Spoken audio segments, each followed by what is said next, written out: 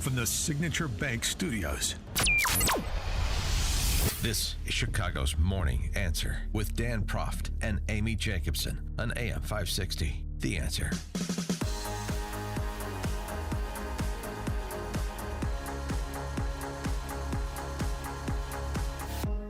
Top of the morning, Dan and Amy. I saw Dr. Oz got an appointment, head up Centers for Medicare, Medicaid. Yeah. I'm more intrigued with, Linda McMahon. Linda McMahon for Department of Education. Yeah. You either have to have a TV show or be adjacent to someone who had a TV show, like Linda McMahon, obviously Vince McMahon's ex-wife. Yeah. Or be on Fox News. Well, that's what I'm saying. Yeah. Our next guest could be, he's definitely cabinet level timber, but he doesn't have a TV show, so probably not going to happen. Dr. Leonard Sax, he is a medical doctor, PhD. He's the author of numerous books, including Boys Adrift, The 5 Factors Driving the Growing Epidemic of Unmotivated Boys and Underachieving Young Men. That's a salient topic. He's also written books, The Collapse of Parenting, Girls on the Edge. Noted, expert in child psychology. Dr. Leonard Sax joins us now. Thanks for joining us again, Dr. Sax. Appreciate it. And you might be amused to know that Dr. Oz was my medical school classmate. He and I were partners in anatomy at the University of Pennsylvania 40 years ago. Who was the better student? He was. Really? He was a legend at the University of Pennsylvania. At the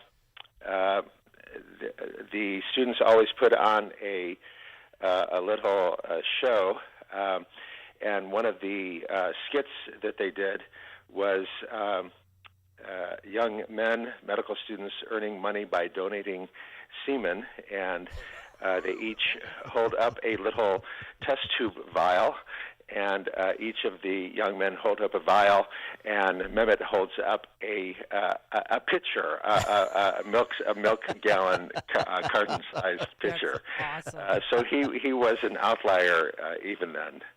Maybe they can reprise that. He can reprise that in the Trump administration. Do a little capital steps routine. In anatomy lab, we were dissecting dead people and carefully trying to dissect a dead person, and he effortly dissected a human hand so perfectly that he was able to create a glove to remove the entire skin of the hand so that you could put your hand in the hand of the dead person. Who taught that? He was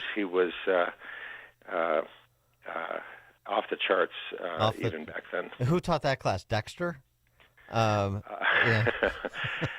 And I was on his radio program before he had a TV show. He hosted me on his radio program back in 2007. So do you think he's the right pick to lead Medicare and Medicaid? I don't discuss politics. Okay. Politics is not my thing. Yeah, fair enough. I'm not going there. He likes to talk about more important things like the future of our country as determined by our youth. I really enjoyed the piece that you wrote in the Post about schools and the classroom, because one of the things that we talk about a lot, and we have to talk about to the teachers' unions and all the politics of it, but one of the underappreciated stories about K through 12 education is how many talented teachers leave the profession. And we see this. Mm-hmm. We see this in Chicago. It's been known for a long time that about half the teachers in Chicago leave the profession within the first 3 years. And it's not because of the pay. It's because they can't do what they got into teaching to do, which is, instill a love of learning into children. And you sort of pick this up talking about the state of affairs in the classroom in our country, and I wanted you to develop that. So that's an article I wrote for the New York Post a few weeks back. So back in 2018, a big nationwide survey of teachers across the United States and 72% in 2018, 72% of teachers in the United States said the job is still worth it, despite the low pay, despite the annoyances from school administrators and principals and parents. 72% of American teachers said the job is still worth it. Earlier this year, 2024, 6 years later, big survey of American teachers, only 42% of teachers said it was still worth it. That's a huge change in just 6 years' time. And really, they looked at other professions that require college education, and teaching is now way below any other comparable profession. And they asked the teachers, why? Why do you feel that teaching is no longer worth it? Is it the low pay? Is it the annoyance from school administrators, from your boss, or from parents? And the number one reason the teachers gave that they feel the job is no longer worth it is the students. Rude, out of control, outrageous behavior from students, and when the teachers try to do something, the teacher gets in trouble.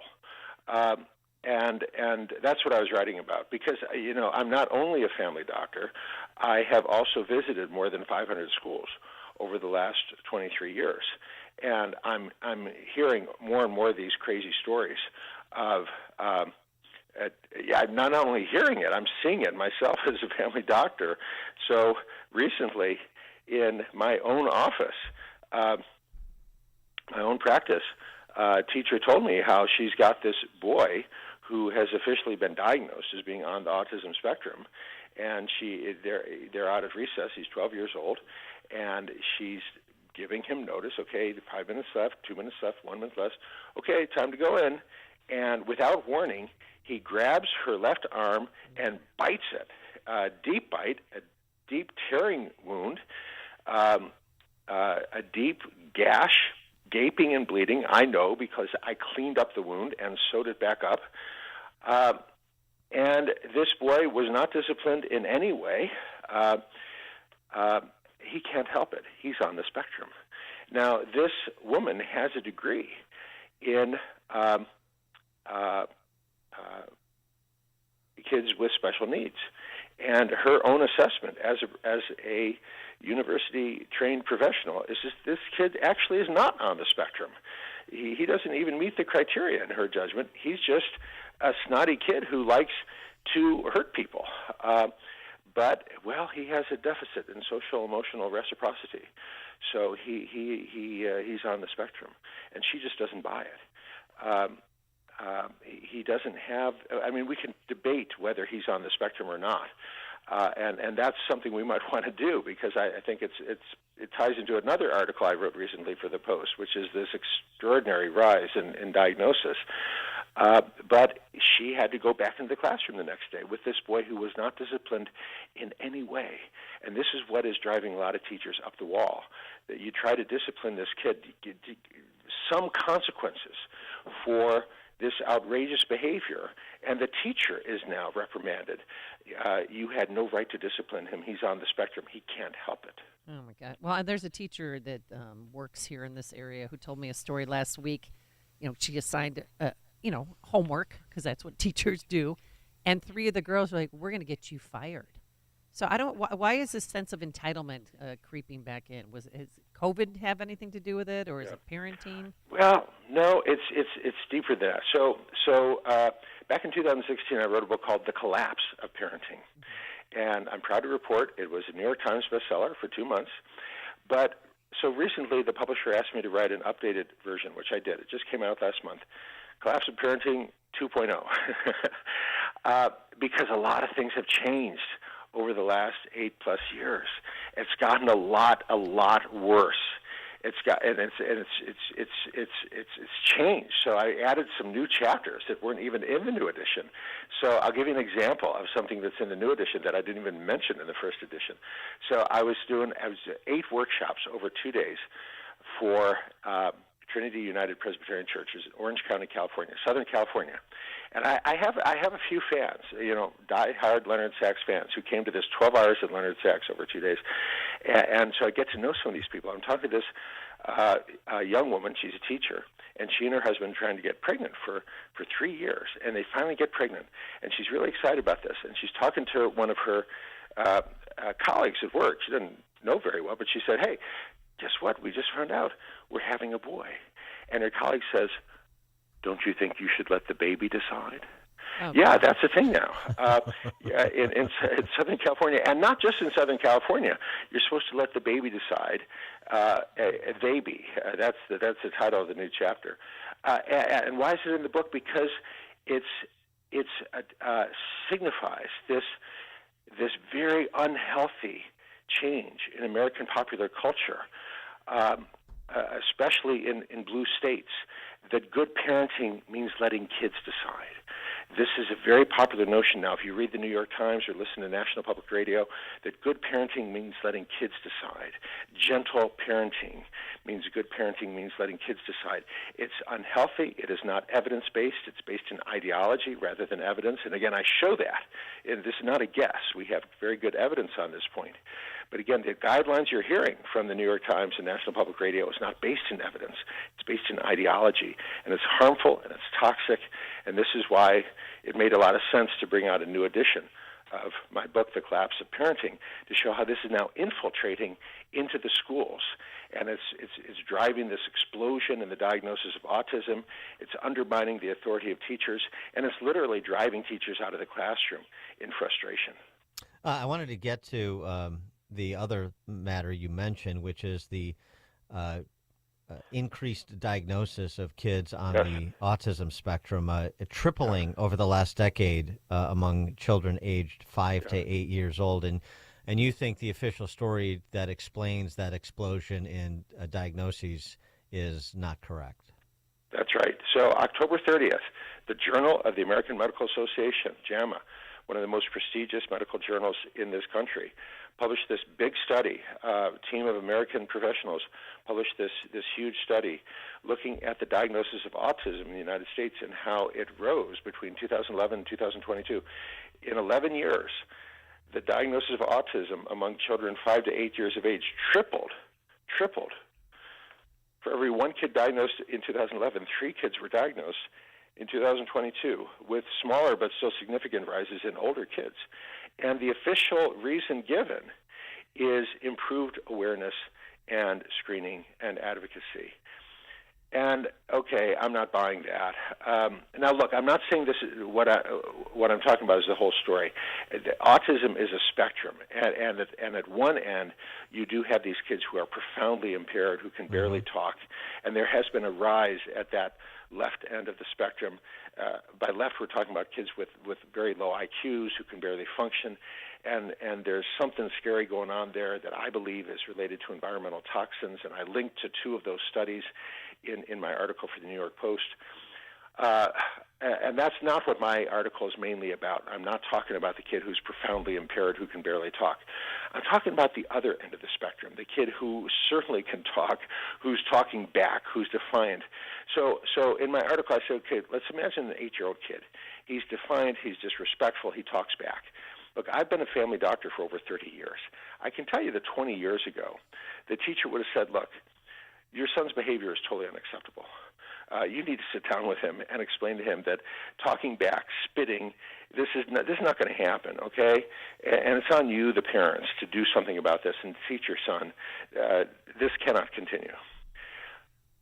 Imagine the same boy today, same classroom. Today, it's more likely the teacher, the principal, the school counselor is going to say something like, your son seems to have a deficit in what we call social-emotional reciprocity. He may be on the autism spectrum. Have you thought of having him evaluated? And the parents take him to the child psychiatrist or psychologist, and sure enough, he gets this diagnosis. But the diagnosis is wrong. He's not on the autism spectrum. He's a snotty kid whose parents have not done the work of parenting because they read the New York Times, they listen to National Public Radio, they've bought into this notion of gentle parenting, that good parenting means letting kids decide, and the result is a defiant, insolent kid who enjoys spitting at the teacher. This is happening. Don't tell me it's not happening because I see it in the classroom, and this is part It's not the whole story, perhaps, but it is part of what's driving this extraordinary tripling in the rise of autism diagnoses among children 5 to 8 years of age. And the implication for that is this where big pharma enters and we put the kids on drugs? Well, I blame the pharmaceutical industry for a lot of things, but I really think the main driver for this is cultural. That this whole notion that good parenting means letting kids decide, the transfer of authority from parents to kids, which again is the whole driver of my book, The Collapse of Parenting, and how toxic that is. That cultural shift, that undermining of parental authority, that is what I think is fundamentally driving this. No, I hear what you're saying, but I'm saying then when you get sort of a false diagnosis or there's a bunch of things that drive that. For example, in this country, if the school can get that kid diagnosed, the school now gets more money from federal and state programs. The more kids you get diagnosed, the more money the school gets. So there's a bunch of hidden incentives and not so hidden incentives that schools have to get more kids diagnosed. There's a bunch of systemic and institutional factors that are pushing more kids to get diagnosed. It's not just the drug companies that are in play here. And I talk about that in the article for the New York Post. But what I'm asking parents to do is push back, resist the medicalization of misbehavior, which is the phrase that I use in my book, The Collapse of Parenting, the medicalization of misbehavior. Instead of teachers saying your son is rude, teachers now saying your son may be on the autism spectrum. Don't do that, because look, one thing we know, and we know this from longitudinal cohort studies where researchers follow kids from childhood through adolescence into adulthood, the best predictor of good outcomes is taking responsibility for your own behavior, self-control. Teach your kid you are responsible for your actions. And the worst thing you can say to your kid is, well, you can't help it, you're on the spectrum. Never use a diagnosis as an excuse. Even if your kid is on the autism spectrum, never use that as an excuse. Recognize that as a challenge. Okay, so let's say your kid is on the autism spectrum. That means you're going to have to work that much harder to teach your kid to govern yourself, to accept responsibility for your actions. Dr. Leonard Sax, he's an MD, PhD. He's the author of the recently updated, he was talking about Collapse of Parenting. He's also the author of Boys Adrift, Girls on the Edge, and many other books. Dr. Sax, and he was a classmate of Dr. Oz, so he is celebrity adjacent. Yes, that's Thanks a good for sharing one. those stories, too. Yes. Dr. Sax, thanks as always. Appreciate your time. Thanks for inviting me. Bye-bye. Thank you. And he joined us on our turnkey.pro answer line. It's like a hot, steaming cup of information to start your day. It's Chicago's Morning Answer on AM 560. The Answer. If you're self-employed and purchase your own health insurance, I have some great news. From now until January 15th, the health insurance exchanges are open again. And even if you've never qualified for a health insurance subsidy before, you most likely will now. The American Rescue Plan expanded subsidy eligibility to millions of Americans who have